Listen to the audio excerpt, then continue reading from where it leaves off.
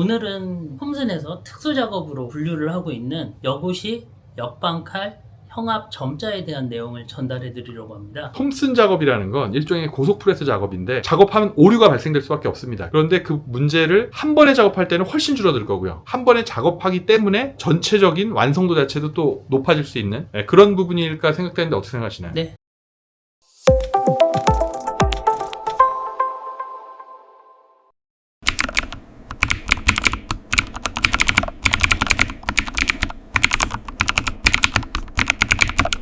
안녕하세요, 본부장님. 네, 안녕하세요. 자, 오늘은 또 어떤 좋은 지식을 전달해 주실 건가요? 오늘은 홈슨에서 특수 작업으로 분류를 하고 있는 여고시, 역방칼, 형압, 점자에 대한 내용을 전달해 드리려고 합니다. 여고시, 역방칼, 형압, 점자. 점자. 네. 아주 흥미로운 작업인데요. 왜냐하면 이제 톰슨에서 이 부분이 어려운 경우도 있고 또 문제가 많이 생기기도 하고 그런 부분이잖아요. 기대가 됩니다. 그럼 한번 부탁드릴게요. 일단 여고시에 대해서는 몇 번 언급했는데 톰슨 작업을 할 때 오시가 이제 반대로 접히는 경우에 1번 오시를 썼을 때보다 여고시를 쓰는 게 작업이 훨씬 잘 됩니다. 반대로 접는다는 건 일반적으로 접히는 방향이 있으면 그 네. 반대로 뒤집어서 접는다는 얘기죠. 예, 가장 많이 쓰는 게 3면. 3면 접착해서 네. 뒤로 꺾이는 부분. 네. 여기 샘플을 보여드리면 여기 네. 보시면 오시가 이제 거꾸로 들어가 있어요. 여기가 이제 반대로 접히죠. 네. 맞습니다. 요렇게 뒤집어서. 네.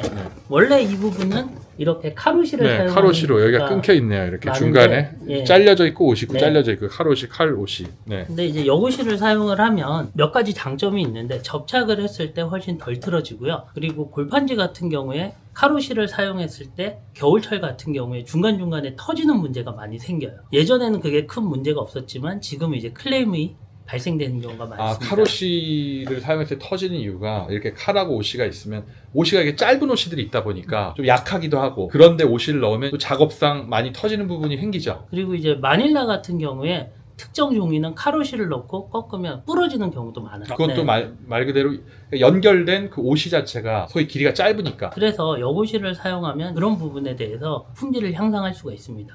다른 영역인데요. 네. 골판지 작업에서 보시면 여기 이 네. 부분에 보시면 오시가 거꾸로 들어가 있죠. 네. 이 부분하고 이 부분하고 오시가 거꾸로 들어가 있지 네, 않습니까? 이거 같은 경우는 뭐냐 그러면 골판지 작업했을 때 2번, 4번에 여고시를 넣어서 접착 틀어지는 거를 개선하는 사례가 많이 늘어나고 있어요. 2번, 4번 네, 그 180도 180도 꺾이는데 그러니까 네. 여기 2번, 4번 네. 여기를 여고시를- 여고시를 넣어준다는 거죠. 네, 그게 일반 오시보다 여고시가 좀 더 강하게 성형이 되기 때문에 접착 틀어지는 문제가 개선이 많이 되는 경우가 있어요. 그럼 여고시는 왜 더 강하게 성형이 되나요?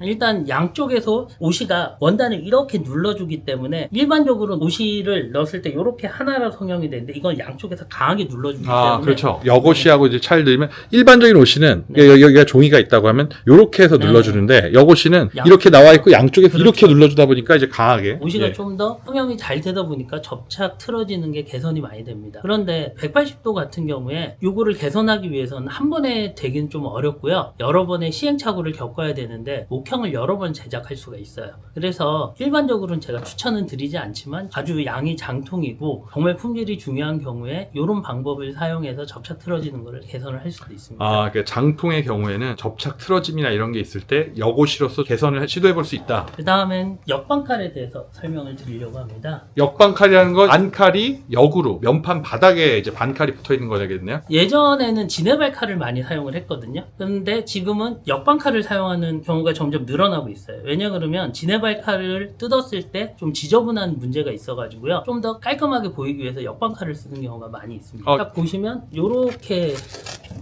뜯으면 여기 반칼이 들어가 있고 여기도 반칼이 들어가 있지 않습니까? 그렇네요. 예, 반칼이 양쪽으로. 이게 역반칼 작업인데요. 네. 문제는 이거를 보통 두 번의 작업을 하는 경우가 많이 있어요. 네. 요런 피나클 금형을 면판에 심어가지고 한 번에 작업을 할 수가 있습니다. 네. 그러면 생산성이 좋아지지만 그거보다 더 중요한 부분이 품질이 굉장히 개선이 되고요. 분량이 굉장히 많이 줄어듭니다. 그렇죠. 아무래도 톰슨 작업이라는 건 일종의 고속프레스 작업인데 작업하면 오류가 발생될 수밖에 없습니다. 그런데 그 문제를 한 번에 작업할 때는 때는 훨씬 줄어들 거고요. 한 번에 작업하기 때문에 전체적인 완성도 자체도 또 높아질 수 있는 그런 부분일까 생각되는데 어떻게 생각하시나요? 네, 맞습니다. 그래서 이제 이런 부분을 사실 모르는 업체들이 많이 있어요. 하지만 이게 100% 된다고는 말씀을 못 드려요. 그래서 역광칼 작업이 필요한 경우에 목형 업체하고 반드시 상담을 해야 됩니다. 그러니까 목형도 좋아야 되는데 작업자분들도 기장분들도 네. 조시라던가 이런 작업들의 좀 섬세한 작업을 요구되겠네요. 굉장히 중요한 말씀을 해주셨는데요. 역광칼 같은 경우는 목형도 좋아야 되고